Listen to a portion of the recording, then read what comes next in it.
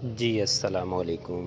उम्मीद है सब खैरियत से होंगे। आज मैं आप लोगों को एमएस एक्सेल में एक फंक्शन है डेटेड इफ़ का, जो कि जिसकी मदद से आप ना किसी की भी age in year, in month, in day, यानी कि साल, मंथ और डेज़ में निकाल सकते हैं। लेकिन इसमें ये प्रॉब्लम है ये कि सॉफ्टवेयर में एमएस एक्सेल के कि ये जो डेटेड इफ़ का फंक्शन है ना, ये प्रॉपरली इसमें मौजूद नहीं है। इसके ना आपको जो आर्ग्यूमेंट्स हैं वो ज़बानी याद रखना पड़ेंगे, ठीक है ना। जिस तरह देखिए मैंने नीचे लिखा हुआ है डेटेड एफ इनटू, यानी कि ब्रैकेट में स्टार्ट डेट, ठीक, कॉमा, एंड डेट, फिर उसके बाद अंडरस्कोर यूनिट, ठीक है ना।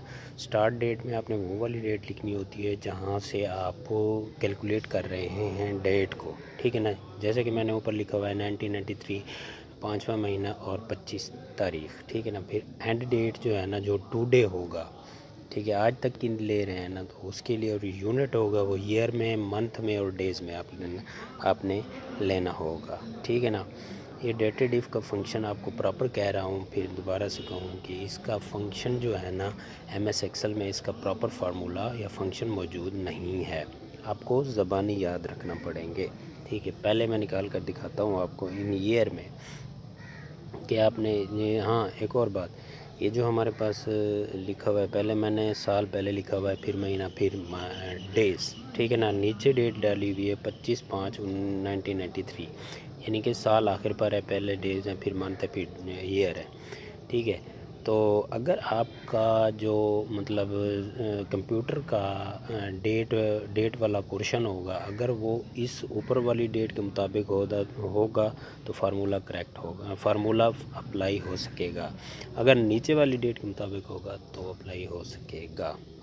जिस तरह देखें यहाँ पर मैंने इक्वल डेटेड इफ़, फिर ब्रैकेट स्टार्ट किया, मैंने स्टार्ट डेट मैंने नीचे वाली ली है, फिर today bracket in bracket close comma, unit में हमने इन्वर्टेड कॉमास में वाई लिख देना है, ठीक है। इन्वर्टेड कॉमास में वाई लिख कर ब्रैकेट क्लोज करके फिर एक जो है ना स्पेस देना है, क्योंकि साथ मंथ और ईयर लिखना है। फिर एंड का फंक्शन यहाँ पर अप्लाई कर देना है, एंड लगाना है, इन्वर्टेड कॉमास स्पेस, फिर ईयर्स, फिर इन्वर्टेड कॉमास लगाकर एंटर प्रेस करेंगे तो ये वैल्यू एरर आ जाएगा, क्योंकि इस वक्त जो मेरे कंप्यूटर के डेट फंक्शन जो है ना, वो ऊपर वाली डेट के मुताबिक है, नीचे वाली डेट के मुताबिक नहीं है।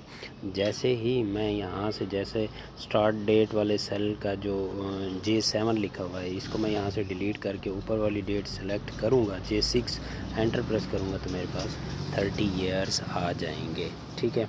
फिर सेम इसी तरह ही नीचे यानी कि अप्लाई करना है। अगर यहाँ जो एंड के बाद जो नोटेड कॉमास के बाद जो स्पेस लगी हुई है, वो 30 ईयर्स के दरमियान जो है ना स्पेस, अगर आप चाहते हैं तो फिर यहाँ पर एंड इन्वर्टेड कॉमास के बाद आपने स्पेस देनी है, ताकि 30 और ईयर्स में स्पेस आ जाए, ठीक है। फिर इसी तरह इन मंथ भी सेम प्रोसीजर ही अडॉप्ट करना पड़ता है, ठीक है ना।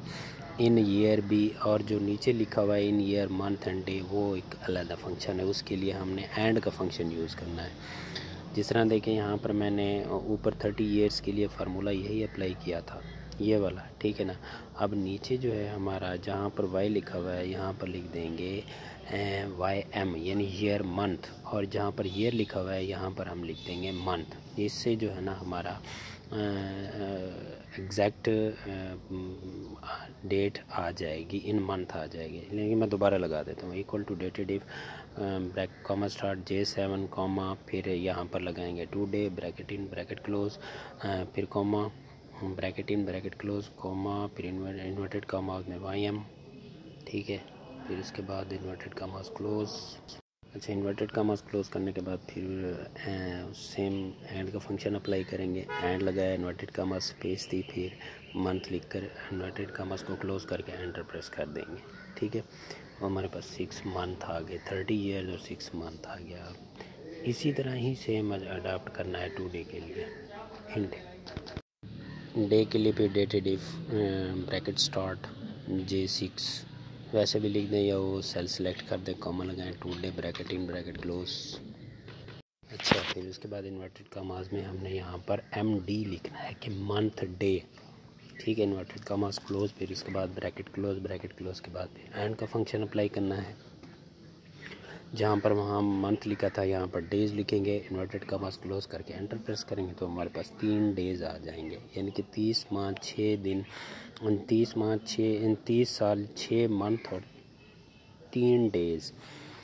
फिर इन ईयर मंथ और डेज़ निकालने के लिए सबसे पहले इक्वल लगाकर हमने ऊपर वाला कॉलम को सिलेक्ट कर देना है J9, फिर एंड का फंक्शन, फिर स्पेस, फिर इन्वर्टेड कॉमास को के अंदर जो है ना स्पेस देनी है ताकि लफ्ज़ों में स्पेस आ जाए, फिर एंड लगाना है, फिर सेल दूसरा सेलेक्ट करना है, ठीक है, दूसरा 6 मंथ वाला सेल सेलेक्ट करना है, फिर यहाँ पर लगा देना है।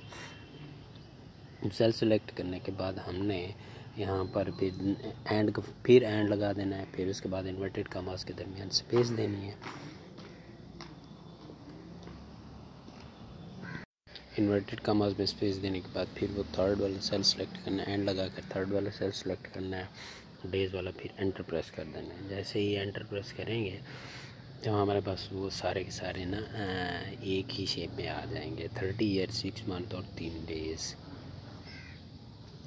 ये डेटेड इफ़ का जो मतलब फंक्शन है ये इसी तरह ही अप्लाई किया जा सकता है। इससे आप एक डेट डेट ऑफ बर्थ से आप करेक्ट यानी कि एक प्रॉपर तरीके से एज निकाल सकते हैं। इन ईयर भी हों और मंथ भी हों और डेज़ भी साथ आ जाएंगे। ठीक है, उम्मीद करता हूँ ये वीडियो आपको पसंद आई होगी और मज़ीद इस तरह की टिप्स एंड ट्रिक्स हासिल करने के लिए, फार्मूलाज और फंक्शंस को कैसे अप्लाई करना है ये हासिल करने के लिए आप मेरे चैनल का, यूट्यूब चैनल का भी विज़िट करें और आप हमारे फेसबुक पेज को भी फॉलो करें। अगर फ़र्ज़ करें यहाँ पर कोई भी आप डेट चेंज करेंगे तो नीचे सारा फंक्शन जो है ना वो भी तब्दील होता जाएगा। जिस तरह मैं लिख रहा हूँ 1968, फिर इसको 15 करूँगा तो वो देख 55 साल 8 मंथ और 13 डेज़ आ रहा है। ठीक है, तो मज़ीद इस तरह की टिप्स एंड ट्रिक्स हासिल करने के लिए मैं बार बार कह रहा हूँ आप हमारे चैनल को सब्सक्राइब करें, यूट्यूब फेसबुक पेज को भी लाइक करें। शुक्रिया।